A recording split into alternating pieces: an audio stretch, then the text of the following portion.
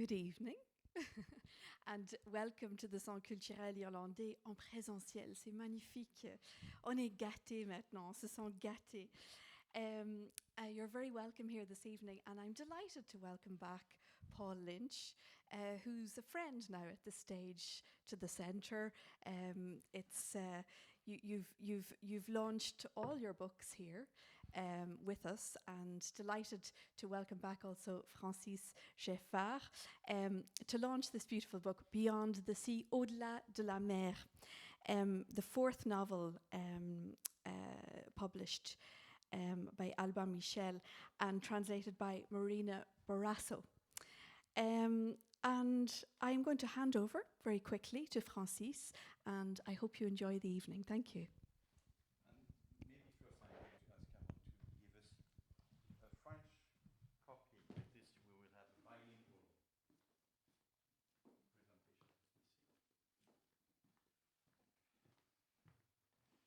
Et voilà.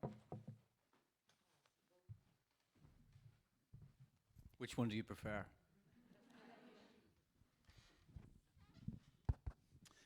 Bonsoir à toutes et à tous. Hello, everyone. It is a pleasure to get a chance to talk with Paul. And as Nora was saying, this is his fourth novel, but the first one, in a peculiar genre. It is not a book which look alike the other ones. And maybe we should start with this because Beyond the Sea is a novel which for the first time is not set in Ireland, does not deal with the Irish past or the Irish landscape. And could you tell us, please, how did you come upon writing such a novel? What was the starting element? So, firstly, I just want to say thank you all for coming out. It's really wonderful to actually see human beings again. I haven't done a public event. This is my first public event since before COVID, so February 2020, I think.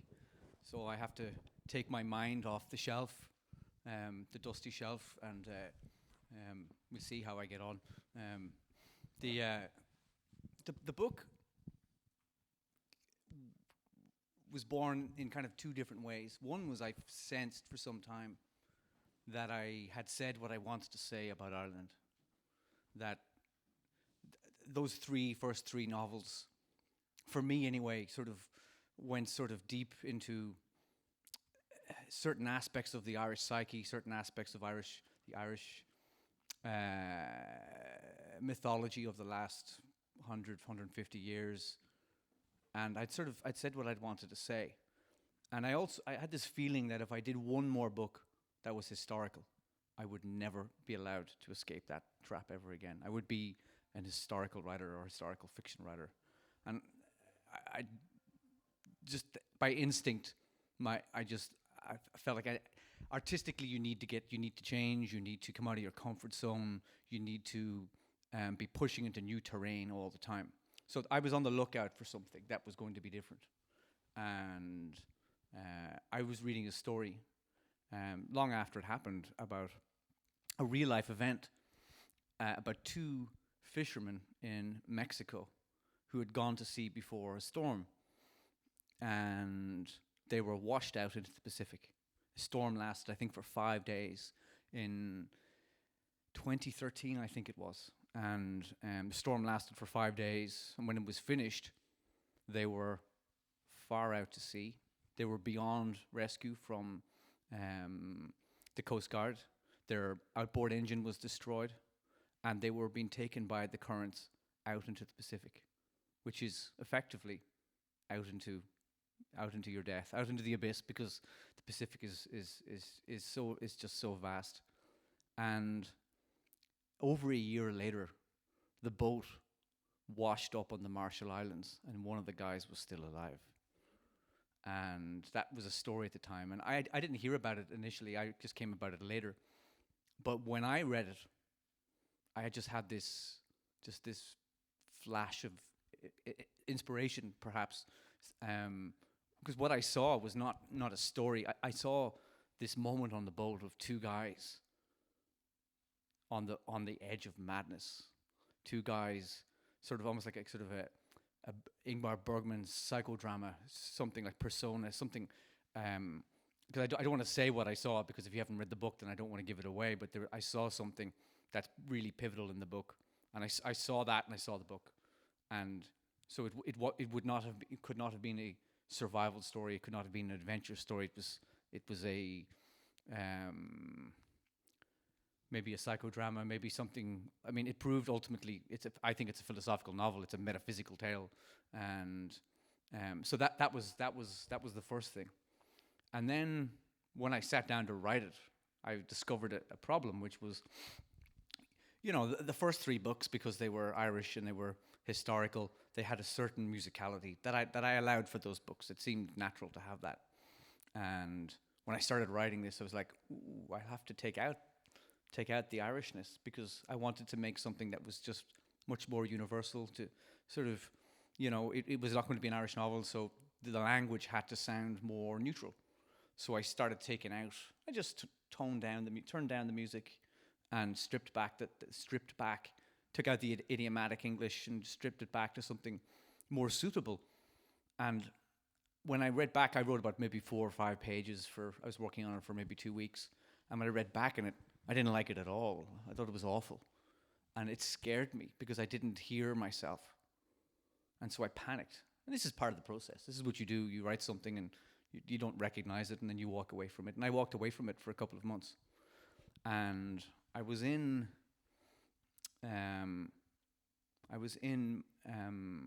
Canada at a book in Montreal at a book festival, and I was just waiting for my flight home.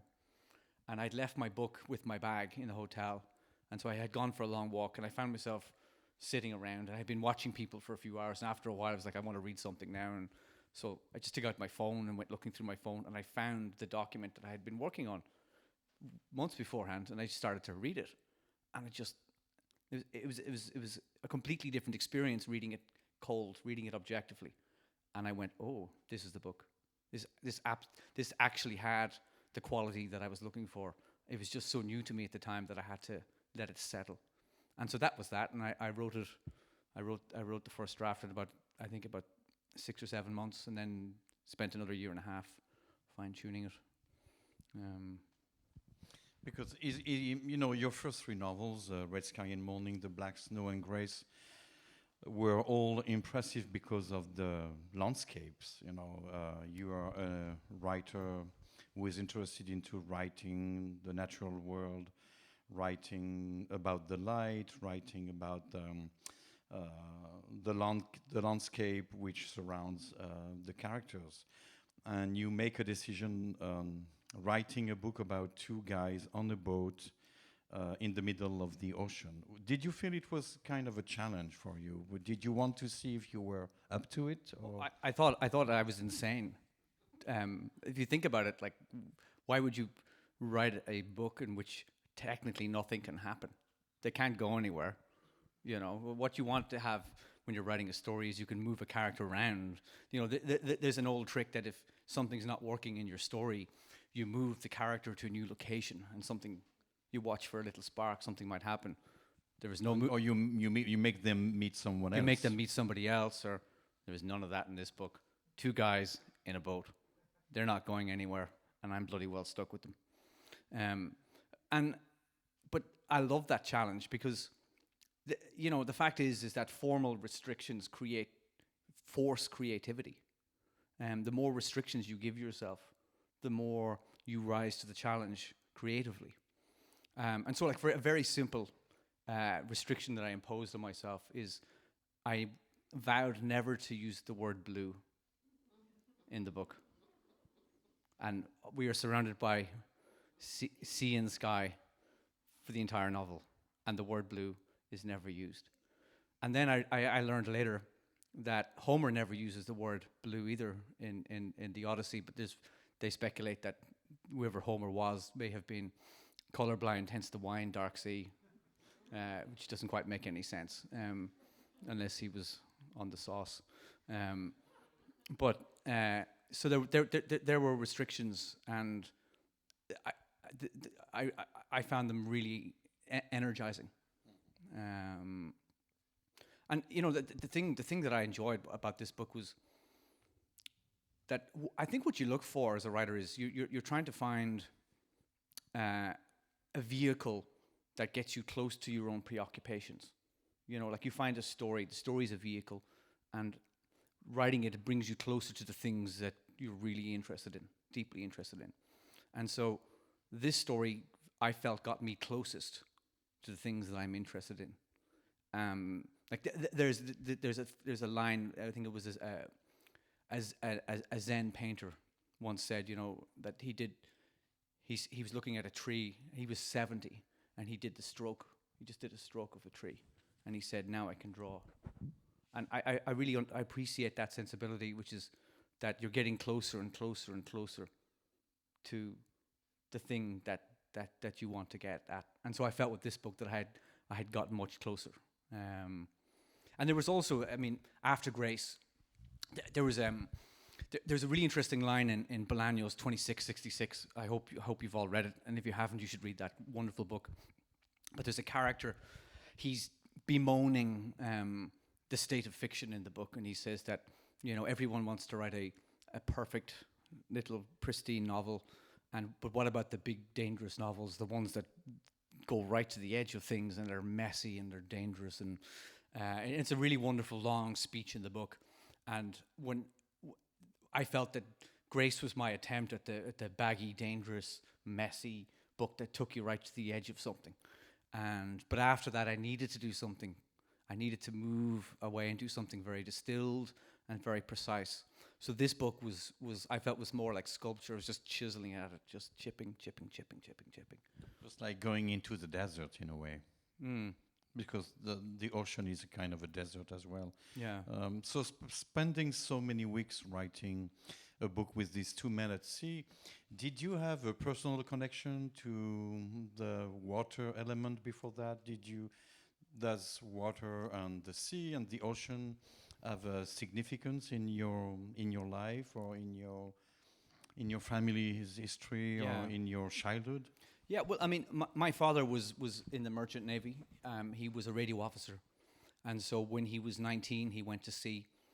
And he traveled all over the world on tankers and freighters, and came back at age 27 when I was born. But he took my mother with him. When they got married, he was allowed to take her with him. So she had to sit it out back in Limerick while he was off working at sea. And then when they got married, she was able to come. And for 3 years, they traveled everywhere together. And my memory as a kid was, he had this press in the bedroom, and the press was full of paperbacks and passports. And so there was this image of, you know, all these adult novels that I wasn't allowed yet to read. And most of them were just trash. They were just stupid airport thrillers. But that, you know, I was 8 or 9, you know, and then there were the passports. And back in those days, everywhere was stamped. So he had it was a foot tall of passports that he maybe generated over 8 years. It was incredible. And so he's full of stories. And some of them really, really stayed with me. They're very vivid stories. And, you know, the description of being on like a super tanker or a freighter that's almost like in a storm that's going this direction, like 45 degrees or more, you know, in the water, or going down like that and then coming back up on these enormous waves. One time they were caught in a typhoon on a very large ship, and they nearly went under. And he said they limped back to Tokyo with one pump working. All the other pumps were burned out. And he said he thought they thought they wouldn't make it. So stories like this. He also has again just kind of this sort of an amusing story. It was during the Vietnam War, and so they were near they were off the coast of Vietnam, and the captain of the ship was a drunkard, and so he was asleep in his bed. And the number 2 of the ship, I think he'd got drunken as well, so he had disappeared. And so the third mate was in charge, and the third mate was something of a madman. And so Dad would have been fourth in charge, I think, as a radio officer. And so there was a blip on the radar. That was my dad's job as radio officer. All the, the radio and technology, that was his thing. And the blip on the radar, and he said, that looks like a submarine, a US submarine. So it appeared in there close by. So the third mates turned the ship around and started directing it towards the submarine. And next thing they get a radio message, this is the USS, blah, blah, blah, submarine. Please change your coordinates now. You're bearing down on us, blah, blah, blah, blah, blah. And the guy goes, just ignore them. And the ship keeps going really slowly, but it's going towards the submarine. The guys are all up on the deck, sun lounging. They have to, what's scuppering? What's the word for a submarine when it goes down again? Anyways, the guys go down and the boat goes and then comes back up a little while later somewhere else. And the guy turns the ship around and he starts aiming for them. So this was the kind of silly stuff that was going on. But when I grew up in Donegal, in Inishowen, which is basically a hinterland surrounded by the sea, I grew up with the children of fishermen. And, trawler fishing was, for many, many people, the major trade up there. And my father, when he retired, the reason we moved to Donegal was my father was a Coast Guard officer, ship-to-shore radio. So he retired as a radio officer and became a Coast Guard. And so he filled my head up with horror stories of the sea as a child. He'd come home from work and tell you about something that happened. But there was a famous incident off Donegal. A trawler called the Carrickatine just disappeared. And I knew one of the guys on the boat. I went to school with him. He was a year younger than me, and I knew his dad.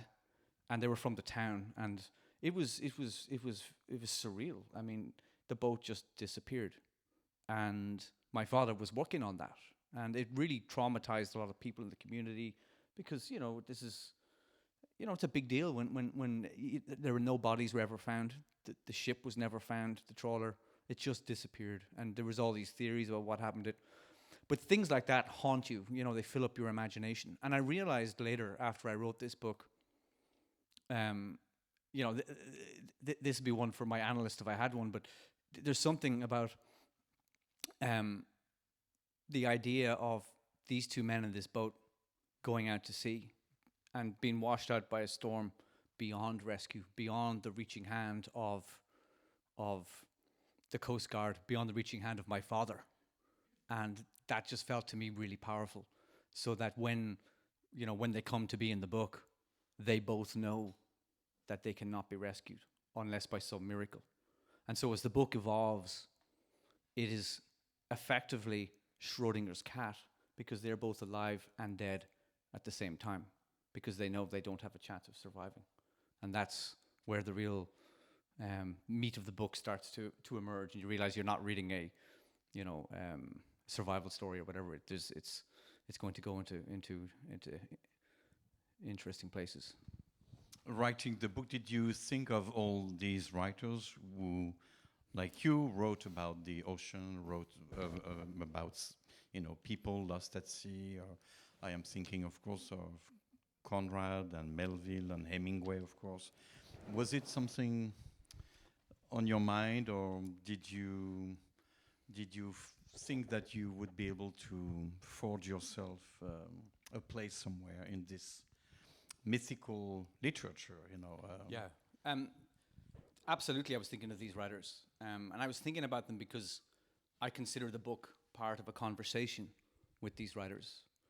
And what I mean by that is, so there's two aspects. One is, of course, there's the sea, and Conrad in particular. Conrad is very close to my heart, and Melville as well. And I actually wasn't thinking of Hemingway at all. I admire Hemingway, but he wasn't. He just wasn't there for me when I was thinking about the book. But there's the conversation that's happening in the book with these writers, with I'll say Melville and with Conrad, it's a conversation that's to do with, it's a philosophical conversation. That if you look back to, and this is the conversation about fiction in general, that there was, in modern fiction, there's a peculiar kind of sadness. There has been a peculiar kind of sadness, and it really began with Melville's Bartleby, and that sadness is to do with these writers' recognition or belief in an empty universe, in the world post God. And Bartleby is that sort of one of the defining moments in modern fiction, where the problem is, acedia. He's overcome with despair, and I'd rather not, I think is the phrase in Bartleby. And the character is immobilized by his despair, and despair suddenly became a problem in fiction. It became something to write about. And so there's a different track in fiction that's outside of, the social realist fiction of the 19th century. There's a metaphysical trajectory started. It was always there, but I think with Melville, I think it really took shape. Dostoevsky actually, I think, came after, really, with his Underground Man, and that absolute self-loathing in a world in which if there are no values, well, how do I get myself to have any values? And he just collapses into this despair and self-loathing, and the conversation continued. In Heart of Darkness, Conrad was addressing again the problem of a world without God, in which the overman, the Nietzschean overman, becomes something to aspire to, and Colonel Kurtz becomes this Nietzschean character who reaches for the ability to sort of extend himself to as far as human beings will go, but of course it's the outcome is horrific, and that's Conrad completely anticipated the totalitarianism that came soon after. That book is so prophetic, and so misunderstood as well. And Conrad was again he was having that conversation, continued, and it continued in France. Camus and Sartre with the existentialism. It was a real conversation about how do we define ourselves in a world without God? How do we have values? How do we generate meaning? And this conversation, I think, more or less ended in modern fiction directly with Beckett. I think Beckett put it into a cul-de-sac and made it absurd. And that was, from that point on, it kind of got quieter and quieter, and it just became an absurd conversation. Writers came at it just absurdly, as if there was no way of dealing with the problem. And I think it's gone quiet in fiction. I think, and I think I have a problem with this, because I think it's a fundamentally important conversation to have, and because what's happened, and I'll detour for a second, but it seems to me that so many of the conversations that are happening, that we are having, seems to operate off the belief that all the things that concern us can be solved within society. So they can be solved by politics, they can be solved by economics, and all the systems that we have designed in the 20th century that would solve our mournful spirit, our melancholy, solve this particular aspect of us that is not being answered. We can't figure out why we feel alienated in the modern world. We have designed all these. Totalitarianism tried to solve this problem. Communism tried to solve it. Consumerism tried to solve it. Information technology has tried to solve it. But of course, they don't solve it, because the problem lies outside society. It's a space it's a philosophical, religious, spiritual space. And so the book is fundamentally speaking back into, I'm trying to figure out a way, is my way of having this conversation again, of going back, joining the conversation and adding my piece to it. And so that's what I feel is going on at sort of a deeper level in the book. And those are the right. That's what I was. You asked me about the writers I was thinking about when I was writing. That's what I was thinking about. Was this? I'm having a conversation, and I'm trying to say this is where I think where this conversation can be moved to. Even if the book could, feel minimal because of only two characters and one landscape, one element surrounding them, a lot happens in the novel, and there are quite a few things, giving intensity and giving energy to the narrative. In real life, the fisherman you were mentioning earlier, his name was José Salvador Alvarenga, the man who washed up on the Marshall Islands. Your two characters are named Bolivar and Hector. Could you tell us a little bit about these two men, and why did you decide to choose them, and the differences between them? For me, Bolivar is really the center of the novel. And who is he? Who is he? Bolivar is an indifferent, ironic man who is a fisherman who just minds his own business. He serves his own interests. He seems to have no relationships with anybody. He goes to sea as he pleases. He seems to have no connections with life. And at the start of the novel, he's just this drifting, he's an ironic man because nothing seems to have any value for him. And because of failure, maybe. Well, I mean, that's there's the question is I mean, how much do I go into it in terms of the novel? But there's, I mean, fundamentally what happens is I wanted to take an unthinking man and to make him think. And this is what the book does, and he needs someone along on the trip. And I mean, what happened in real life was the real guy's partner just was missing, and he took a youth out with him, an inexperienced fisherman, and so that's what I did. I created a youth, but he's completely inexperienced, and they're a real odd couple, because what happens then is Bolivar he's salty. He has a sense of the sea, and he knows, okay, this has happened us. This has happened before. In fact, I've gone out to rescue guys like this before, so maybe we'll be all right. This is what we have to do. We just have to do this. We just have to do that. Let's try and catch some fish. Let's try and, one simple thing after another is what's going to keep us alive. But Hector cannot fix his mind on the simple tasks, and he just sees the enormity of the problem. And as he sees the enormity of the problem, his mind is swallowed by the enormity of the problem. And so that's the start of this face-off between them. And what emerges is, again, like it's a kind of a religious, philosophical conversation, because Hector reverts back to his Christianity. And this is how he gets through it. But Bolivar has no religion whatsoever. He's kind of, he's just, you could call him a pagan or something, but what happens with Bolivar in the book is his consciousness starts to evolve. His consciousness starts to change by what he's going through. And Hector develops a problem with reality. And because this is what happens on the boat is there's no sounding board. There is no world to have as a reference. And so he just starts to go into paranoia. He starts to go into fantasy about what's happening back home.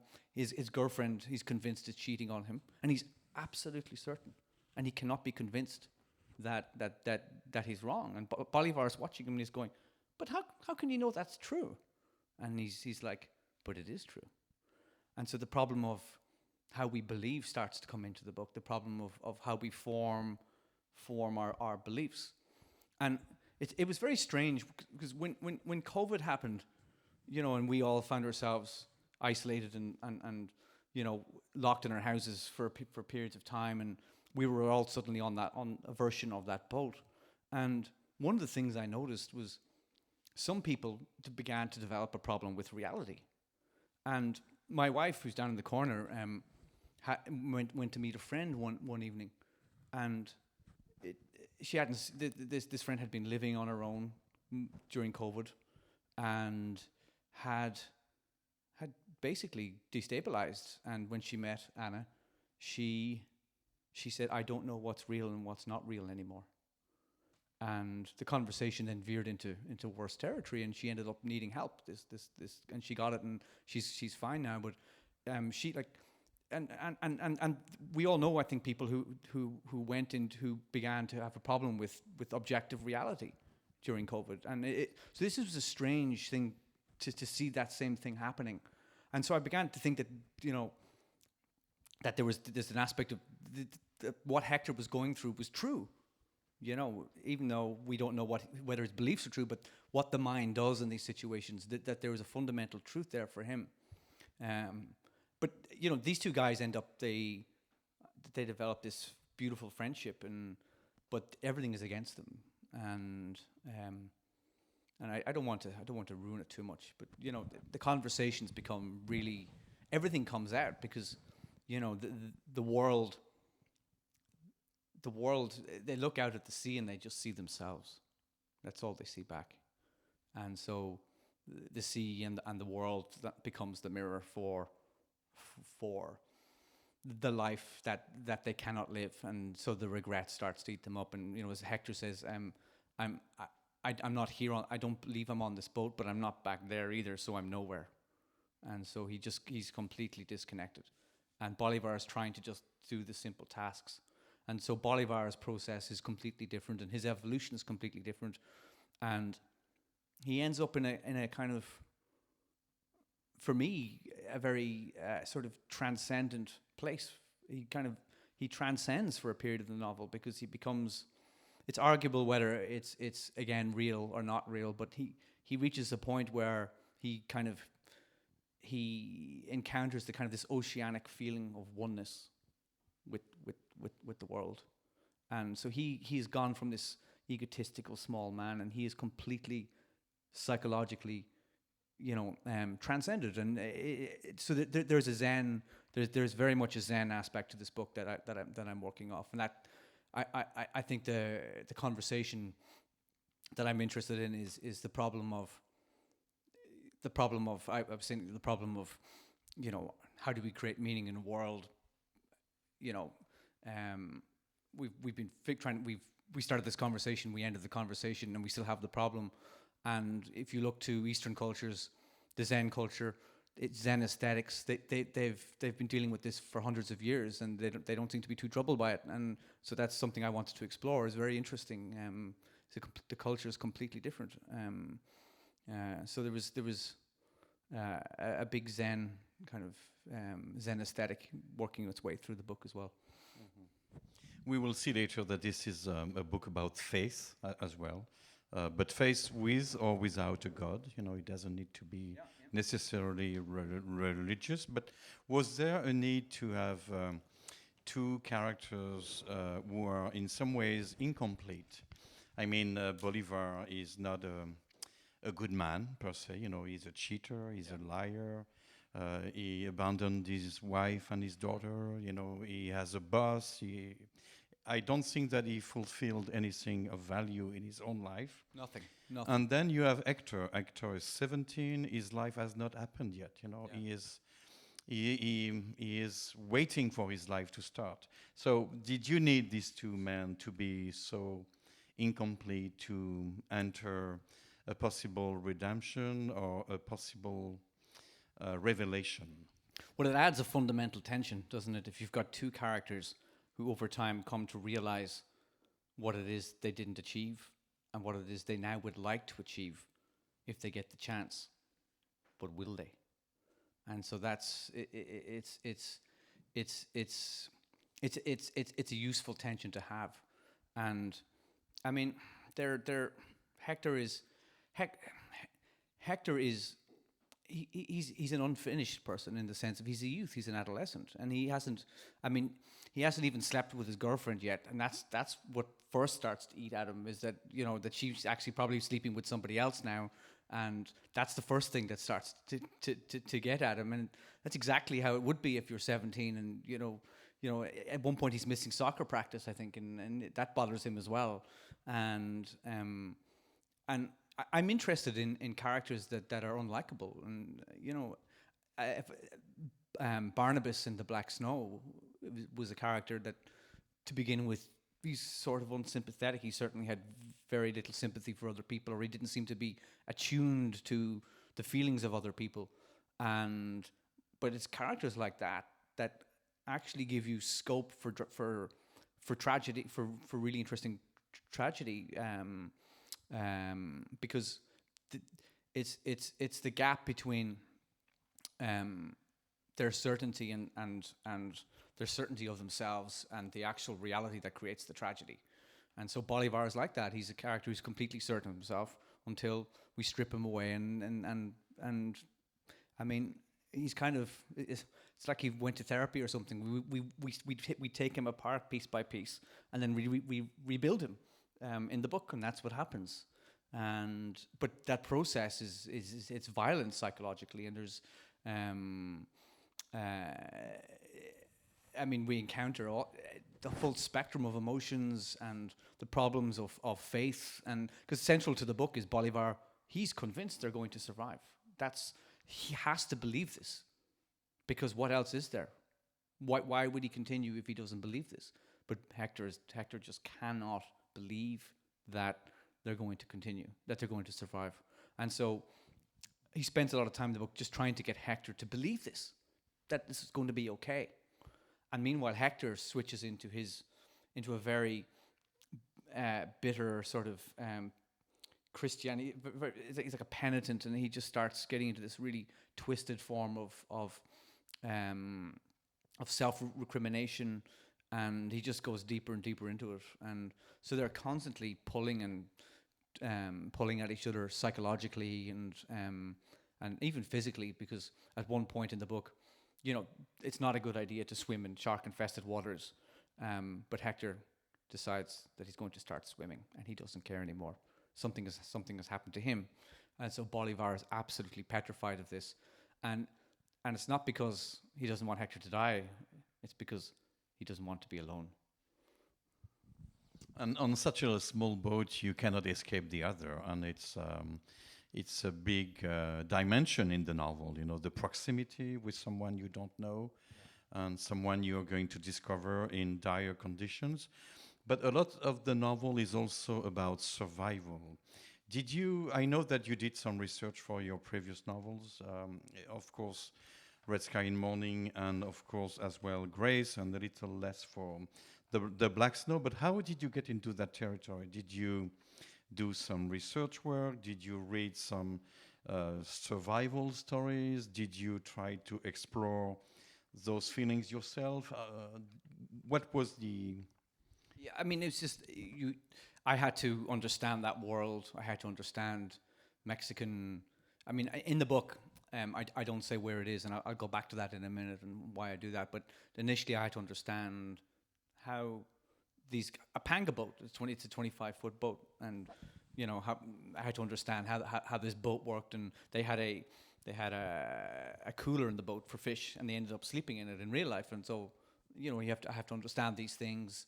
And so I just started doing lots of research on it, and there had been lots written. There's a lot of journalism written on the actual real life event, and that was very rich in terms of the factual aspects of what it is like to be adrift on a boat.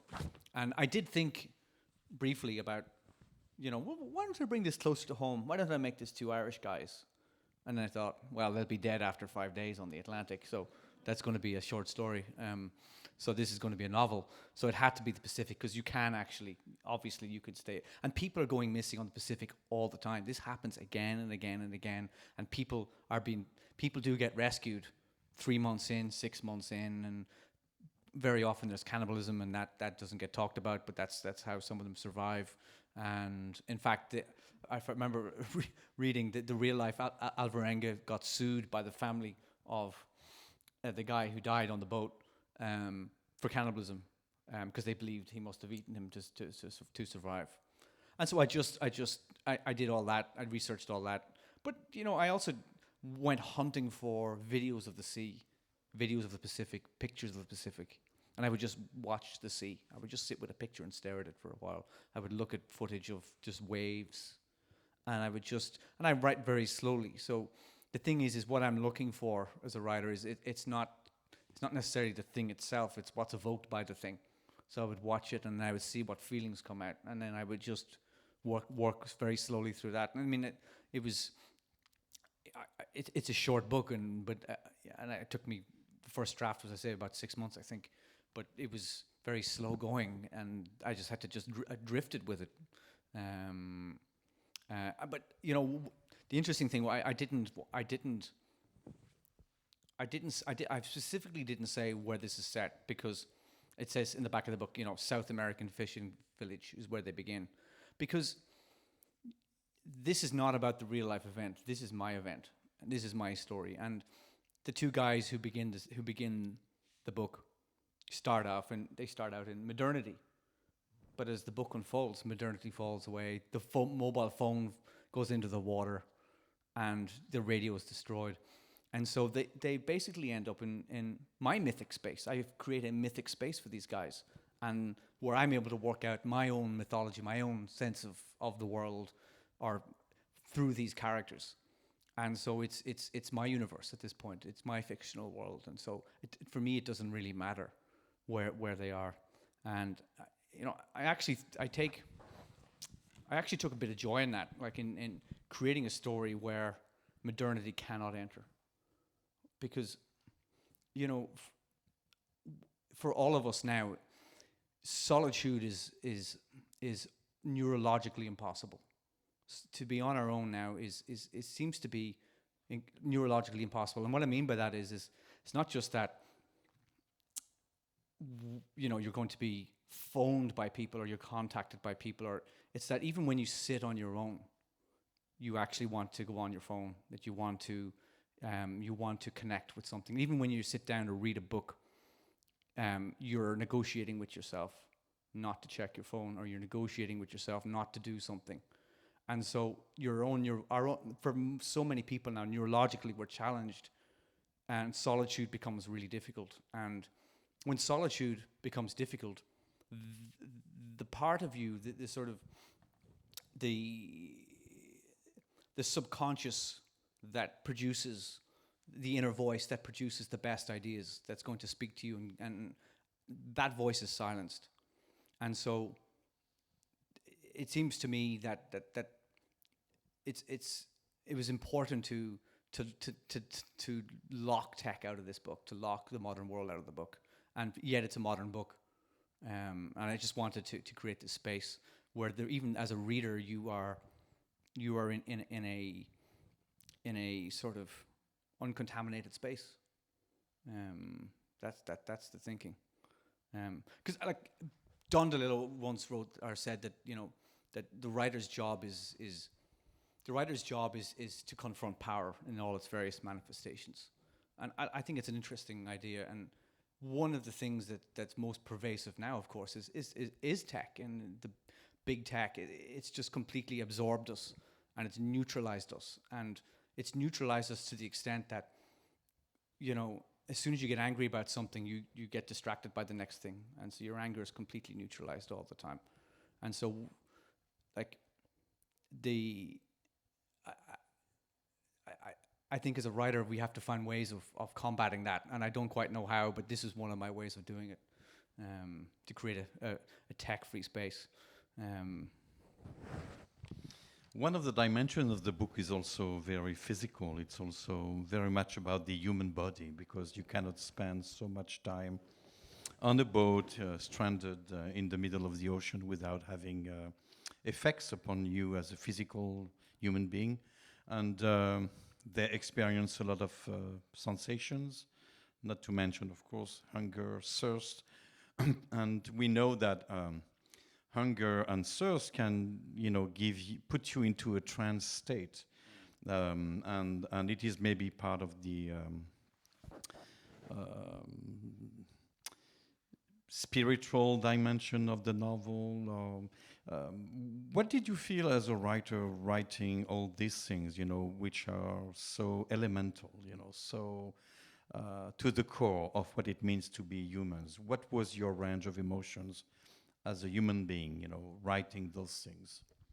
Well, I mean, I get very close to my characters, and because I have to figure out if you're going to feel these things as a reader, I have to feel them as a writer, and so I have to fully, deeply understand the characters' problems. And so, because they're not my problems, I'm not writing about myself. Bolivar has really nothing at all to do with me in terms of his preoccupations, nor Hector. I don't relate to them in any way.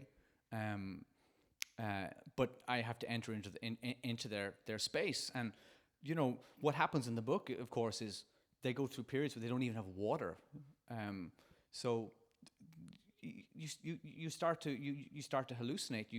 And it's, you have to be very. I'm trying to align myself with these guys very carefully and figure out at which point things are just starting to slip a little bit. The sense of reality is starting to go, and I have to just follow that very carefully and tune into where it's starting to slide, or when it comes back into reality, and when it starts to go again. And the thing in the book is time falls away. The feeling of time disappears, and so at one point Bolivar feels like he's outside time, or it's passing outside him, but he's in this space where time doesn't exist anymore, but yet he's somehow getting old. There's this kind of accelerated aging because what they're going through is actually changing them enormously. And in real life, when the guy who washed up in the boat was a very changed man, and so he becomes very aware of the physical process of what's happening. He's watching his own body as it's changing, and he's watching Hector's body, but the problem is you can't watch your own hallucinations. You can't watch. You have to be very skilled to do that, and they're not able to watch their own minds. So reality starts to at various points in the book it just slips, and so it's my job to know where reality is and where it's not. But it's my job to navigate through hallucination. It's my job to navigate through those spaces. And the beauty of that is when Bolivar goes into this hallucinatory state, but it produces all these beautiful transformations in him, and all his demons come out, and he starts to destroy himself.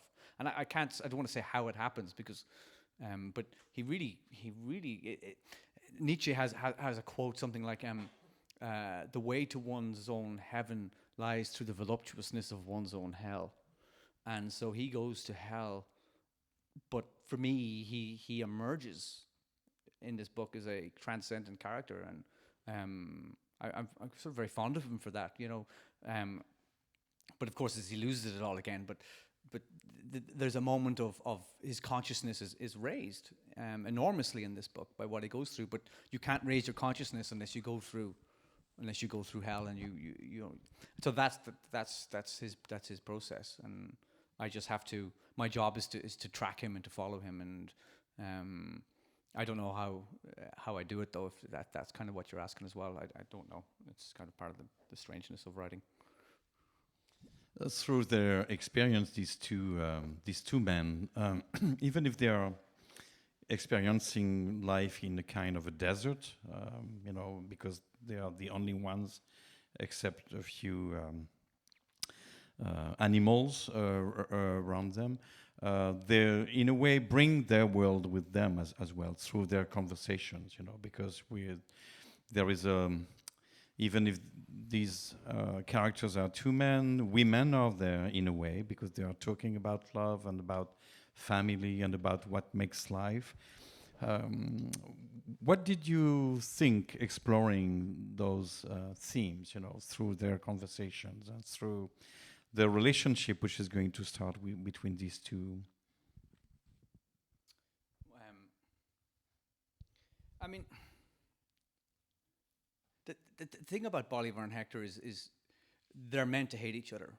That's the fundamental thing at the start. It's just like they're never going to get on, and their life is they're a car crash of two human beings, and but as they begin to unfold, as their characters unfold, they develop this beautiful friendship, and they love each other because they need each other to survive, and they as men they start to share with each other. They share their lives, and that's a very transformative thing when you have two people in confession sharing their deepest. I mean, there are points where Bolivar says to Hector, "Don't ask me about that," and then he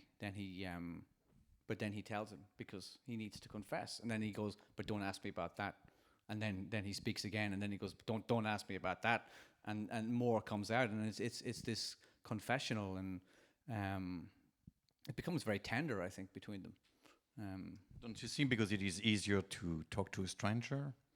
Because you Yeah, can reveal perhaps. yourself more Yeah, easily? Yeah, yeah.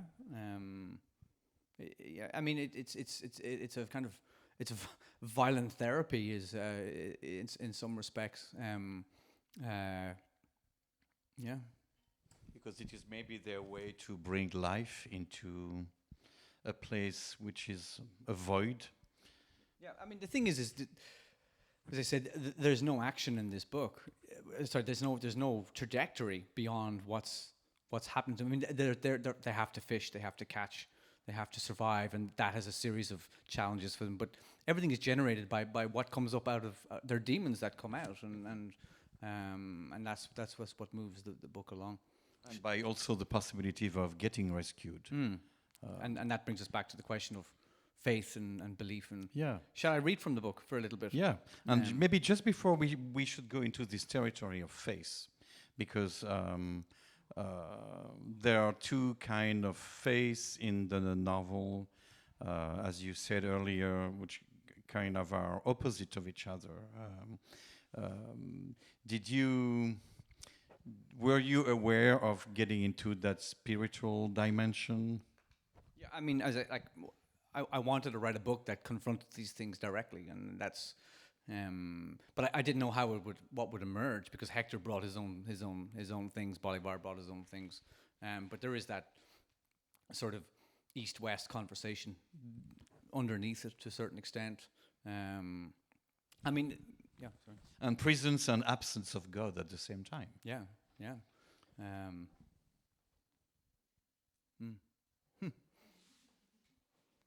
Let me read from it. Go ahead. I'm starting to overheat up here. I might take off my coat. So this is early on in the book where Bolivar just refused to believe there's a storm, and they went to sleep. Let's say he refused to believe the storm was coming, and they went to sleep. In a skim of sleep, he hears it, the maddened wind, tunneling out of dark to reach another dark, more true than dream. He rolls the cap from his eyes, looks to where the moon should be. The sea is twisting the wrong way. This is unreal, he thinks. I cannot believe it. It has come in the flick of an eye. He tries to see the illumined dial of his watch. There is a roar and then a crash as a wave strikes the boat. The water transmitting sudden cold into the bones. Bolivar bends out of the blow, wiping brine from his eyes. Hector screams awake. A quickness now of things. Bolivar a liquid black towards the bow, the boat riding the dark swells.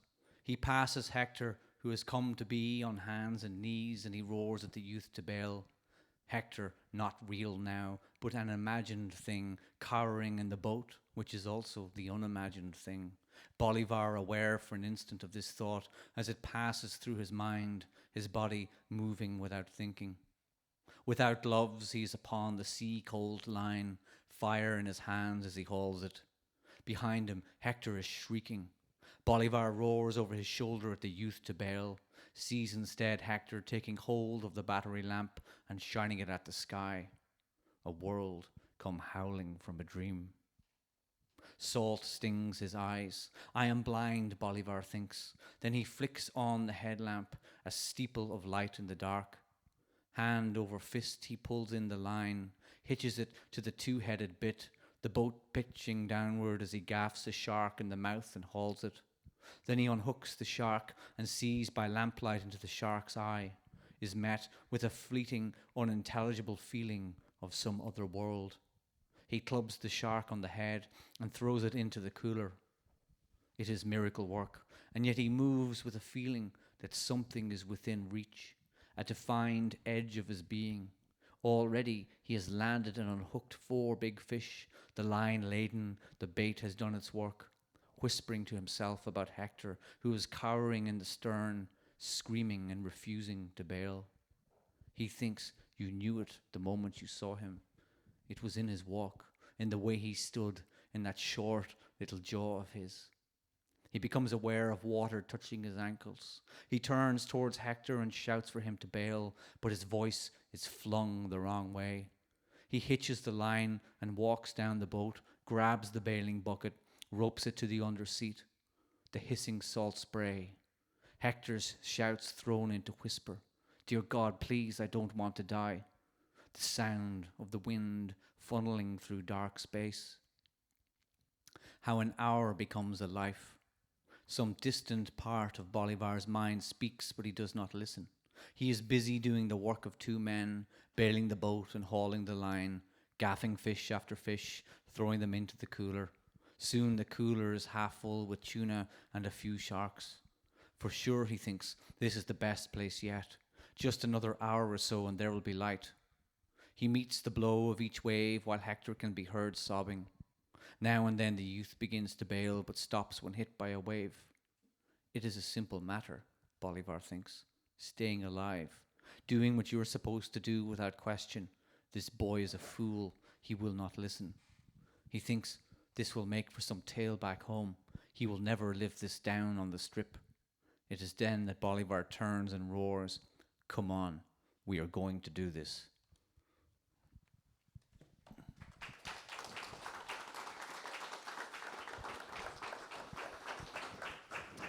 Just maybe before taking a few questions from the audience, if you have one, I would like to ask myself one last question. I feel that the book is very much about oppositions. You know, through the novel, to my opinion, you show what means being human for the worst and for the best. I was mentioning two opposite things: the absence of God and the presence of God. And also a very human internal fight, which is the matter, you know, the body, the flesh, against the spirit.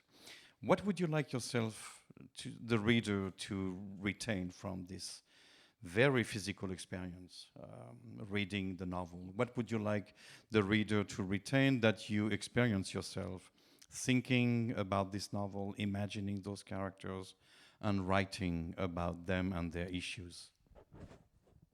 It's a good question.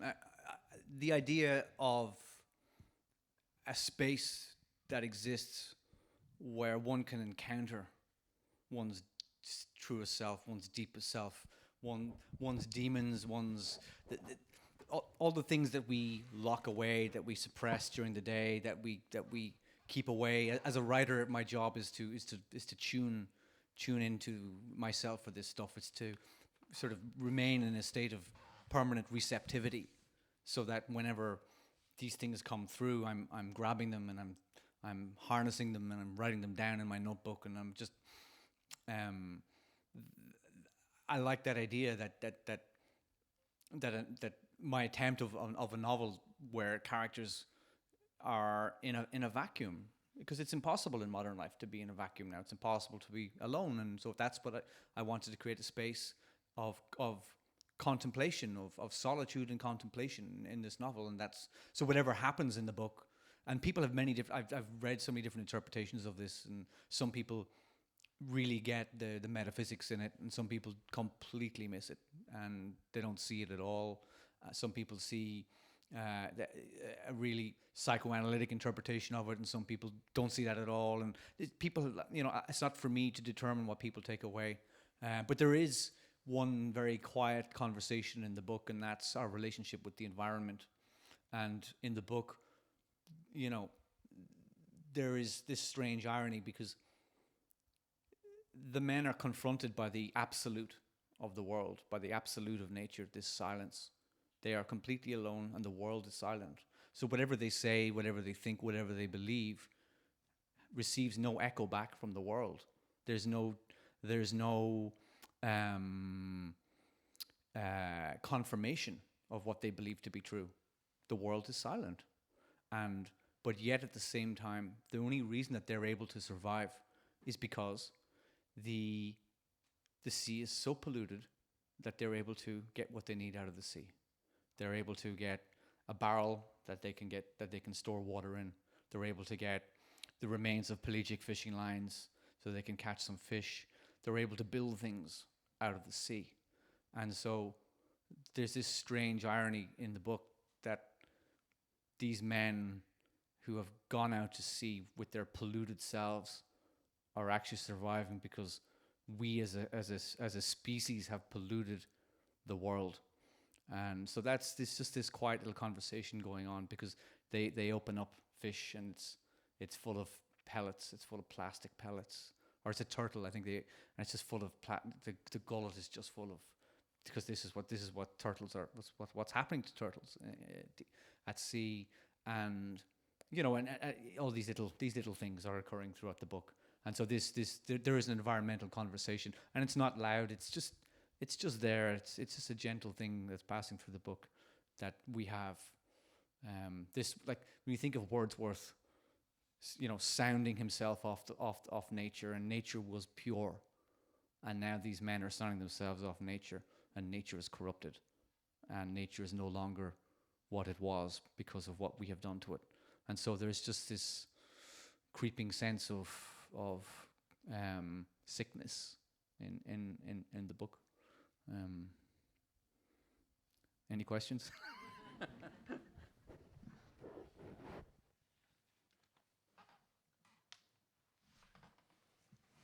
Qui aimerait poser une question à Paul, monsieur? Est-ce que vous voulez prendre le micro?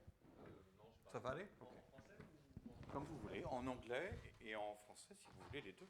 I'll try in English. Thank you. That struck me, the environment, because Bolivar is throwing a plastic bag on the sea, and after that, and I was wondering, because there was not such things in the other novels. Is it for you something different that you wanted to tell about in your book, the ecology, the preservation? Yeah, I mean, it seemed natural to me that I should have that conversation in the book. And one of the things that I wanted to do with this book was, when I said I needed to do something different from the previous books, was I wanted to write a novel that began in the modern world. And there's a whole other thing happening for me as an artist, as a writer, which is that I knew that I wanted to try and write in a contemporary space, but I didn't quite know how to do that yet, because the stories that I had written had been set in the past. And the past that I had created allowed me, again, a methodology of stripping out the present and getting closer to my preoccupations. That's one of the reasons people write so much historical fiction, is because it actually just allows them, they're not really that interested in the historical period. They are, but there's something, the period allows them to get very close to their preoccupations in a way that if you write about modern life, there's just so much distraction, there's so much clutter, that it's very hard to move it aside. And so what I felt when I was working on this book, that I wanted to pivot away, and in that pivoting I knew then that I could sort of figure out how to write. So like my next book, hopefully, is a contemporary novel. And so I figured out how to take what I do, take my voice, take my preoccupations, and move it into a modern space through this book. And so ecology, of course, it's inescapable.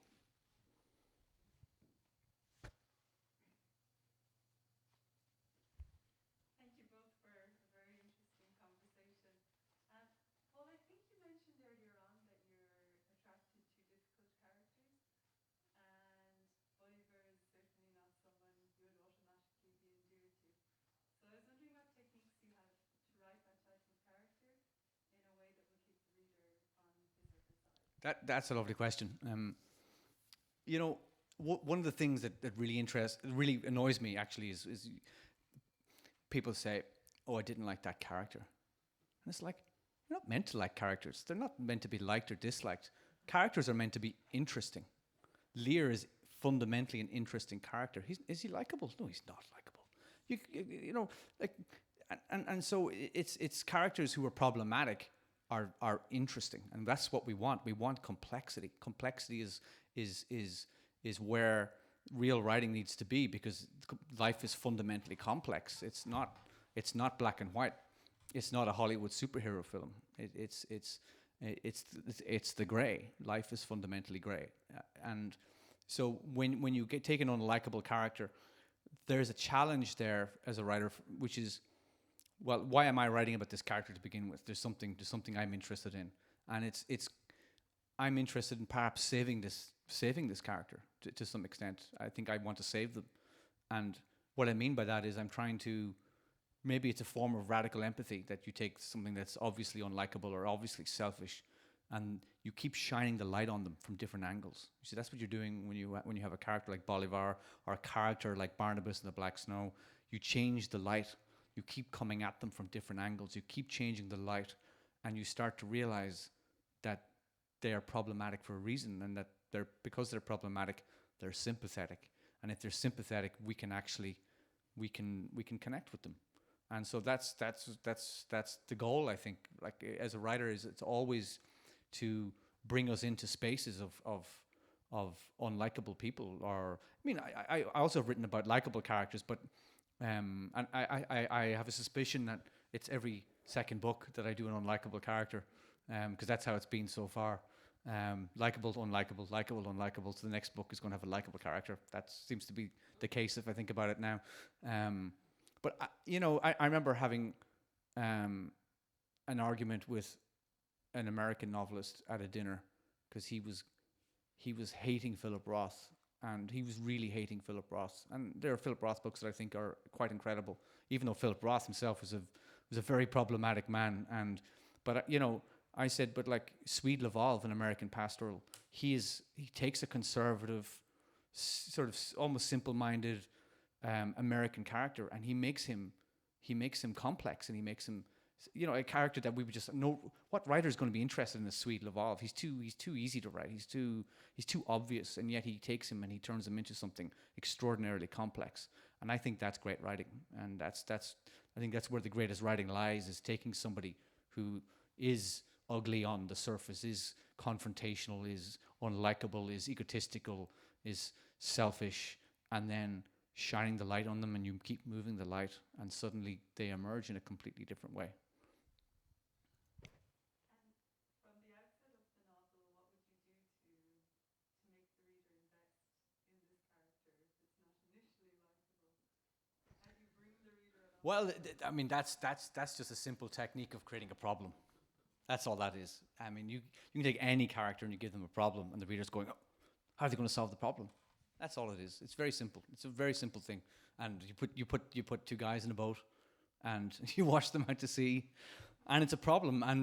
But the problem is complicated because he took Hector out to sea when he knew there was a storm coming. So now the problem is more complex because he's morally responsible for this guy. He's brought him out when he knew there was a storm. And so now the problem is not just how are they going to survive, but it's also what's he going to do to bring Hector through this, because he has created a form of responsibility. So it's a technical thing. Please. I have another one. I don't know if you're like me, but when I read your novels, I see color. And one monochromatic color, it's the gray in Grace, is the red in the first one, and the Red Sky in the Morning. Snow on the. And this one is obviously the blue, even if you don't mention it. Yeah. Have you the feeling to write in color, or it's just me reading? No, I feel colors. Every book has a kind of a hue for me, and I mean, one of the things that I do is I'm very interested in a lot of people say that my writing is very cinematic, that there's this aspect of that is very visual, and I really enjoy writing where the writer has taken the time to write a detail that allows you to see an aspect of the world really clearly. I think that's something that interests me. James Wood, the critic, calls it great noticing, or whatever, just noticing. Just like the job of a writer, one of the jobs could be and should be to notice the world in a way that we're too busy to notice. And so what you're doing is you're directing the reader to see details that they would ordinarily have not seen. And so but in my head, all these details add up to feeling. There's a kind of a connection to feeling as well. in that how they are noticed reflects how characters feel. It's a sort of strange thing that the way that they're described also evokes feeling. And so when all that feeling adds up to color, it adds up to sort of a hue for me. And I've realized that sounds very strange, but that's part of the strangeness of what I do.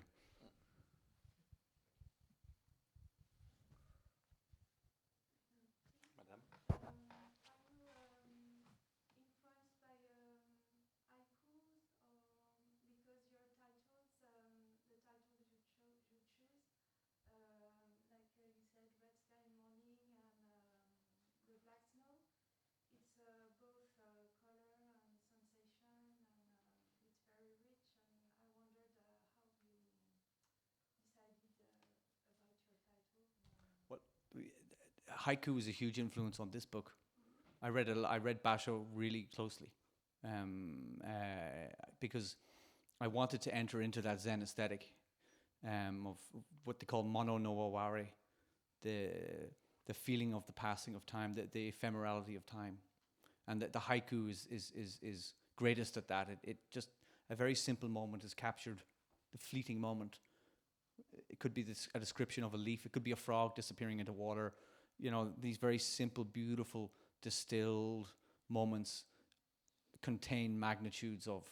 They contain the void. They contain the complete fragility of. They contain impermanence. They contain our interconnectedness. They contain the ability to completely connect with the world. And so I read haiku very carefully while writing this book.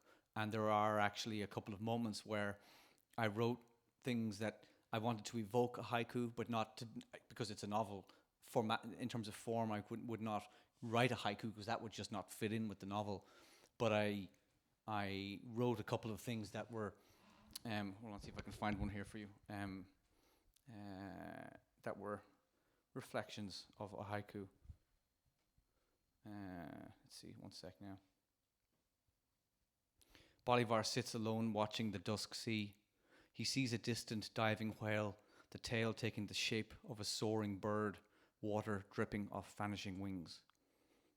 Just these little, just small moments. They're not meant to be haikus, but it's just the sense of watching something, noticing something closely, and the moment passing by. Flying fish break the waters. He watches as they soar outstretched towards the sun, then make their plummeting fall. Just little moments.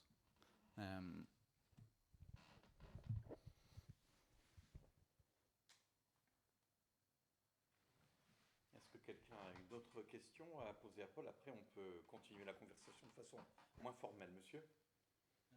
Ask you in English, Paul? Please. It's to do with the passage that you read before and the passage that you just read now. And you can hear when you're reading it, there's a lot of musicality there. And I wonder to what extent is that the musicality of your voice when you come to read it, or when you pay attention to that when you're actually writing it? Are you thinking about how it's sounding as you're writing it, or just how it looks? What we're talking about here is style. And style is, I think it was Virginia Woolf said, style is rhythm. And so what you're looking for when you write, when you have, every mature writer has what we call voice. And that voice is a combination of their preoccupations, but it's also how they sound on a page, how those preoccupations sound on the page. And style is the sort of the way of expressing the voice, and style is rhythm, and it's part of the sort of the question of beauty in art is do we, how much do you want it to be beautiful? How much do you want it to sound like a lyric? How much do you want it to sound like prose? Like how flat do you want it to be? It's a question every writer thinks about. But for me, when I'm working, the cadence isn't something that I create consciously. It's to do with the feeling of the moment in the story. I'm looking to lock the reader into the feeling of being alive in that moment. And so the text mirrors, the rhythm mirrors the event. And so there are times in my books where I have very, very long sentences. I think in Red Sky there is like a page with just one sentence, because that's the feeling of, it's just this, the book I'm working on now, there are a lot of long sentences because we are caught up in that moment. And it's a combination of the feeling, and it's a combination of the inevitability that you're trying to create. That one thing leads to another thing, leads to another thing, and there's a rhythm to that. And I mean, very simply put, though, if there's no style, you won't read the book. There's no music. We need music. We need sound. We need a melody of some kind. Every book has a song. Every book has some kind of song, some kind of sound.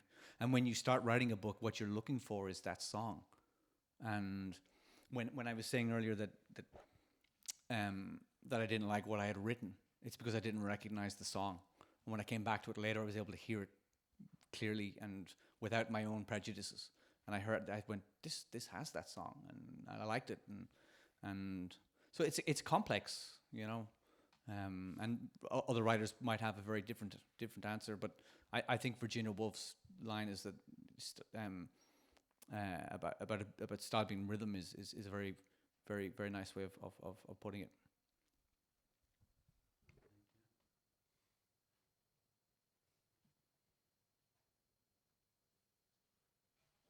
Monsieur?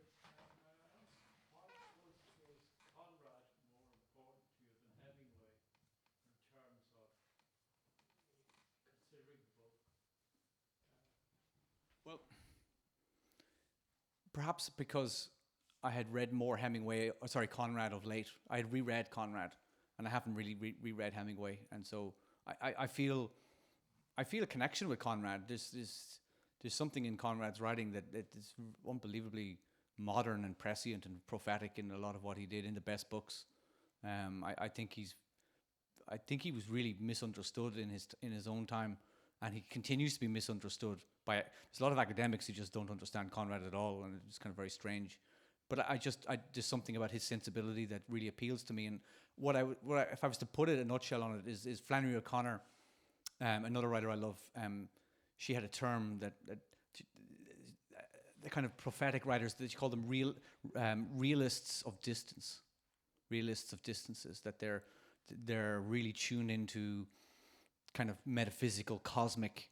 Their writing is reaching towards the cosmic. It's reaching towards a kind of a bird's eye view. And Hemingway wasn't that kind of writer, but he became it briefly in Old Man and the Sea, which I then reread after this book, because I just had a thought, I haven't read this book in 20-something years. I should go back and see if I've unconsciously plagiarized Hemingway. And I was pleased to discover I hadn't, so that was fine.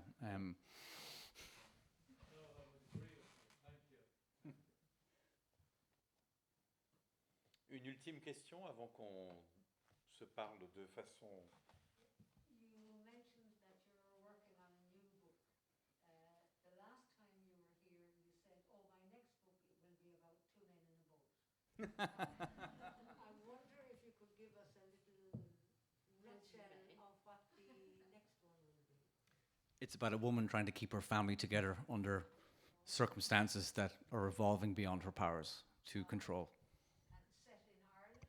Yeah, it's, if I have to put it, it's a sort of, I hate to use the word dystopic because I think it evokes a particular kind of thing that I'm not interested in. Because for me, a lot of dystopic fiction feels to me like paper mache. It doesn't feel very real. And so it could be I don't want to get into it, but it's a kind of a black mirror, but it's not, but it's very real. And I'm deliberately writing it in a way that feels absolutely real. And I can't talk about a book before anyone, including me, have even read the finished book. Because I haven't even read the thing start to end yet, but it's very close to being there. But it's very me. That's the thing. It's another. You wouldn't mistake it for. I haven't gone crazy, is what I'm saying. After the pandemic, we are used to dystopian. Well, this is the very strange thing, because when I was writing this book, the character is subject to curfews and societal restrictions. And I mean, I've been working towards this sequence in the book for months, and I then was living through a version of what my character was going through, and I just thought, this is very fucking weird. It's just too weird. And at the same time, you know, the feeling of being stuck on a boat with my family, and we were in our house in Dublin, and there was a period, the first lockdown for 6 weeks, where I don't think we actually left the house for 6 weeks because we didn't know what we were dealing with. And in Ireland anyway, nobody left their houses for pretty much. You know, we got the shopping ordered in, and it genuinely felt that we were living on the bloody boat with Hector and Bolivar, and that we had I'd already gone through this with the novel, so why did I have to go through it again? But you know, interestingly, there were skills that came out of. I learned some things from Bolivar in particular, which is, you know, it was to focus on tasks, just simple tasks, just going through the day instead of being alarmed at the existential situation. It was to just focus on, well, I need to do this now, I'll do this. And the kids need this, so we'll do this with the kids.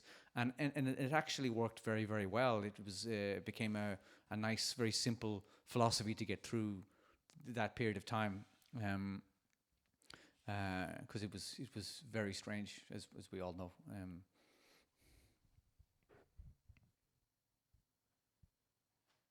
Thank you very much. Thank Paul. you very much for coming. You. Thank you.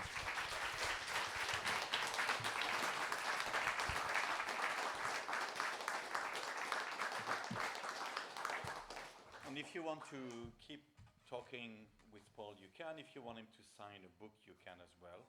So we will be able to have a social moment